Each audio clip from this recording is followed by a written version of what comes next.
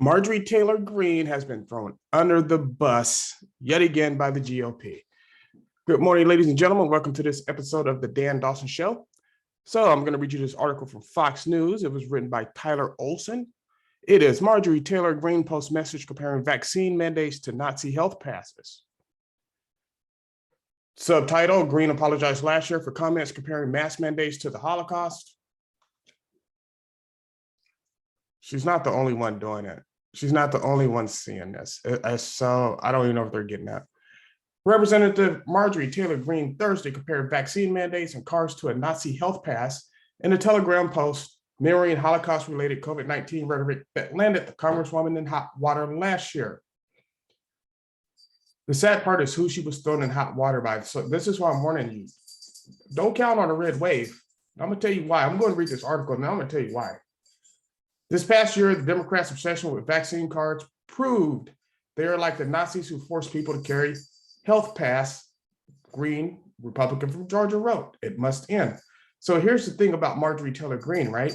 She's not the only one. I've been comparing the leftists to Nazis for a whole bunch of stuff.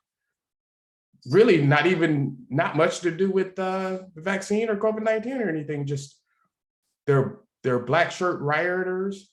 Their authoritarianism, they're look down their nose at you, they're dividing people amongst racial lines.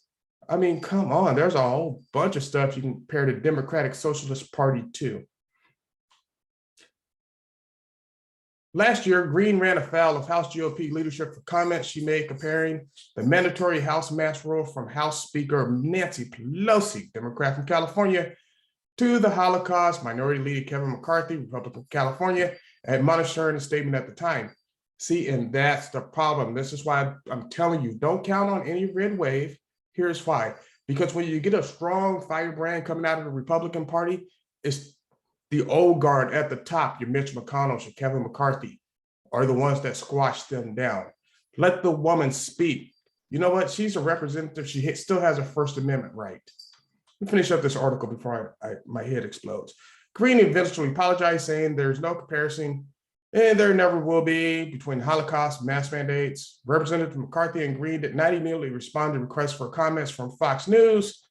Greene's GOP opponent, Jennifer Strahan, harshly criticized her for this post. If you live in Georgia, make sure you do not vote for Strahan. I don't even know what she said yet, but I guarantee it's feckless. She just wants to join the system to get rich, get some insider trading tips or whatever. Strahan is a horrible person. Vote for Greene. I have no idea who Strahan is, but I know she's going to be a feckless leader if she doesn't have the cojones to at least stand up and admit the Democratic Socialist wing, or the socialist wing of the Democrat Party, the leftists, are very comparable to Nazis. Quote, Representative Greene's apologies in the past for similar comments clearly meant nothing to her. Her behavior embarrasses most Georgians, displays her ignorance of history, and explains why she is so ineffective. Our district deserves new leadership, Strahan said. Strahan is generally considered a long shot candidate, but is gaining some establishment fundraising support. Punchbowl News reported this week. Of course, the establishment wants her in there. They don't want people like Marjorie Taylor-Greene. Why would they want somebody who's actually going to tell the truth and speak her mind? Why would they want a strong woman in there who's going to speak her mind? They just don't want it. Let me continue. Greene notably is not the first House GOP member to compare vaccine mandates to a Nazi health pass. This month, Representative Warren Davidson, representative from Ohio, did the same thing in a tweet before later issuing an apology. I would just like to issue Marjorie Taylor-Greene the full endorsement of the Dan Dawson Show at this point. Greene also, in her Thursday Telegram post, railed against mask and vaccine mandates, the tyrants who try to get Americans to comply with them. She lamented that the $90,000 in fines she's racked up for refusing to wear a mask on the House floor in violation of Pelosi's rule. Day one, when Republicans take back the House, we must declare the COVID pandemic over, Greene said. Greene has been one of the most controversial GOP House members since she was first elected. Early last year, She was kicked off her committees by Democrats over a bevy of contentious comments, including from before she ran for Congress. And ladies and gentlemen, here you have it. You heard it here on the Dan Dawson Show. Don't count on a red wave because they're tossing their firebrands under the bus. Now look over on the Democrat side. Ilhan Omar comes out and compares the US and Israel to Al-Qaeda. She compared American and Israeli soldiers to Al-Qaeda terrorists. Of course, then Biden went on to, of course, equip them and send them money too, by the way. That's another story I gotta do.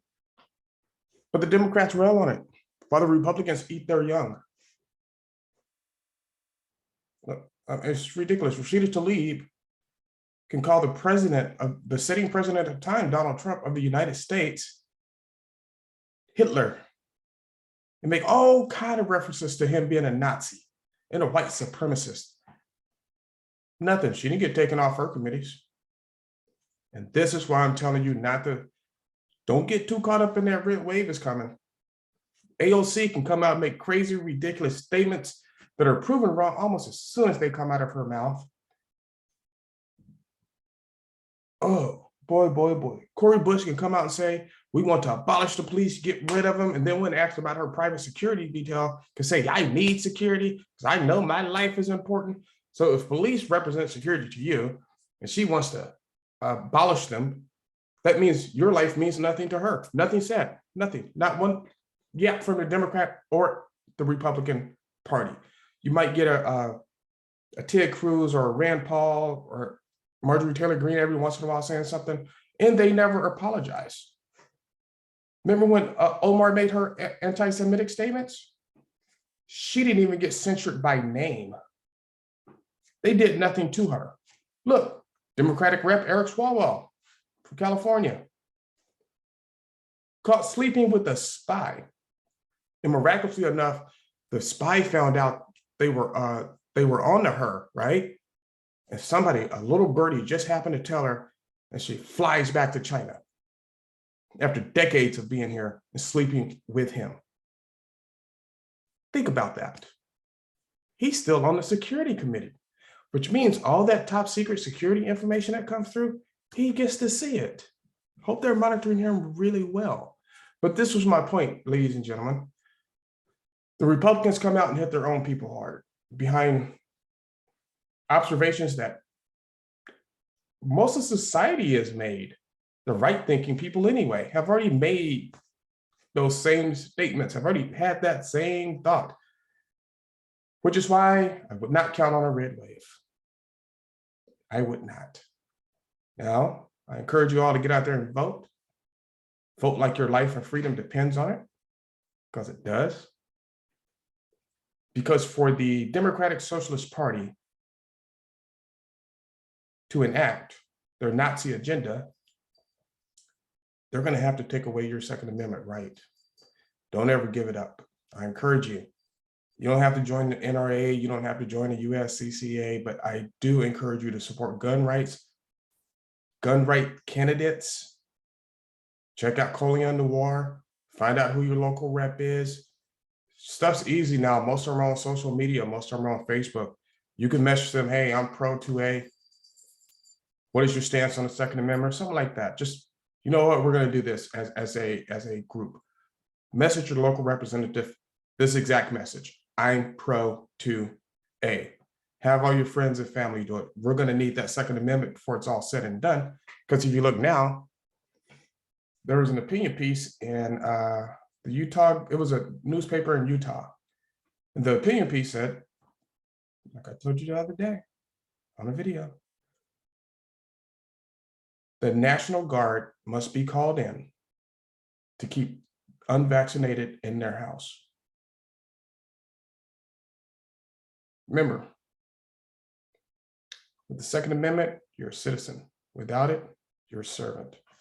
Thank you for watching this episode of the Dan Dawson Show. Like, subscribe, share. And anytime I mention COVID, go over to Rumble. because it'll be a whole different video, but not on this one though. Not on this one. I'm going to start that with my next video. If it's one on COVID, I'm not even sure what it's going to be about yet. But like I said, thank you.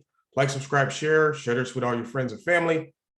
And especially in these days and times, keep your powder dry.